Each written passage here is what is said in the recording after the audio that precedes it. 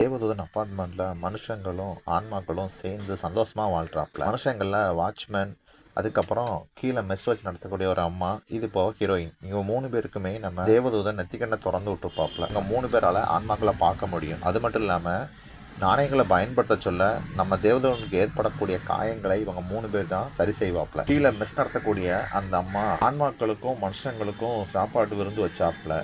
அப்போ நம்ம தேவதூதனும் வந்தாப்புல. தேவதூதன்ட்ட உன் ரூமுக்கு பக்கத்தில் உள்ள அந்த பொண்ணையும் நான் கூப்பிட்றேன்னா அவள் வரல, நீ மேலே போனேன்னா ஏன் சாப்பிட வரலன்னு சொல்லி ஒரு வார்த்தை கேட்டு. ஆனால் அவள் ரொம்ப பாவம், ரொம்ப கஷ்டப்படுறா, அவளுக்கு ஒரே ஒரு பிள்ளை தான் இருக்குது, அதுக்கும் பேசவும் முடியாது, காதும் கேட்காது அப்படின்னு சொல்கிறாப்புல. நானும் அந்த சின்ன பிள்ளையை பார்த்துருக்கேன், நல்லா ட்ராயிங் வரைவாப்புல அப்படின்னு சொல்கிறாப்புல. அதுக்கு அந்த அம்மா, நம்ம பக்கத்தில் இருக்கிறவங்களுக்கு ஏதாட்டும் ஒரு பிரச்சனை அப்படின்னா நம்ம வீட்டில் உள்ளவங்கள போல் நம்ம தான்ப்பா அவங்கள பார்க்கணும் அப்படின்னு சொல்கிறாப்புல. ஓகே, நான் பார்த்தா கேட்குறேன் அப்படின்னு சொல்லிட்டு தேவதூதன் அவர் ரூமுக்கு போகிறாப்புல.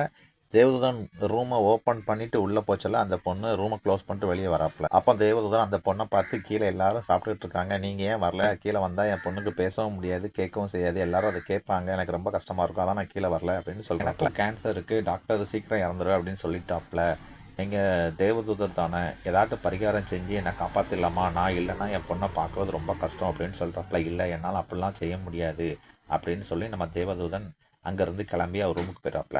ஒரு சில வாரங்கள் கழித்து ஒரு நாள் தேவதூதன் அவன் ரூமை விட்டு வெளியே வர சொல்ல, பக்கத்து வீட்டில் இருந்த பொண்ணு அது ஆன்மா வடிவத்தில் அந்த ரூம் கதவை தட்டிக்கிட்டு இருக்கு. அதிர்ச்சியில் நம்ம தேவதூதன், உன்னை யார் இப்படி பண்ணா, என்ன ஆச்சு அப்படின்னு கேட்க சொல்ல, அந்த குழந்தையால் பேசவும் முடியாது, கேட்கவும் முடியாதுங்கிற குறைபாட்டோடையே அந்த ஆன்மாவும் நினைச்சு ரூம்குள்ளே போன தேவதூதன் ஹீரோயின்ட்ட 3 நிமிஷம் கழிச்சு இந்த ஹெட்ஃபோனை என் காற்றுல மாட்டி விட்டு பாட்டை ஆன் பண்ணிரு, கரண்ட் ஷாக் கொடுத்து தான் நீ என்னை ஹெல்ப் பண்ணும், கண்டிப்பாக கரண்ட் ஷாக் கொடுக்க மறந்துடாத அப்படின்னு சொல்லிட்டு பெட்டில் படுத்துட்டு டிராகன் நாணயத்தை வாய்க்குள்ளே போட்டுக்கிறாங்க. டிராகன் நாணயத்தை வாயில் போட்ட உடனே ஹீரோடைய உடம்பு அப்படி கங்கலாக மாறுது. வலி தாங்க முடியாமல் ஹீரோ கத்துறாப்புல. கண்ணை முழிச்சு பார்த்தா ஹீரோ நரகத்தில் இருக்காப்புல. பொண்ணோடைய அம்மாவை பார்த்த தேவதூதன், உங்களுக்கு என்னாச்சு, உங்களை யார் இப்படி பண்ணுனா அப்படின்னு சொல்லி கேட்காப்புல. தேவதூதனை பார்த்த அதிர்ச்சியில் அந்த அம்மா, நீ எப்படி இங்கே வந்த, நீனும் இறந்துட்டியா அப்படின்னு கேட்குறாப்புல. ஆமாம், நானும் இறந்துட்டேன் அப்படின்னு சொல்லி நம்ம தேவதூதன் சொல்கிறாப்புல.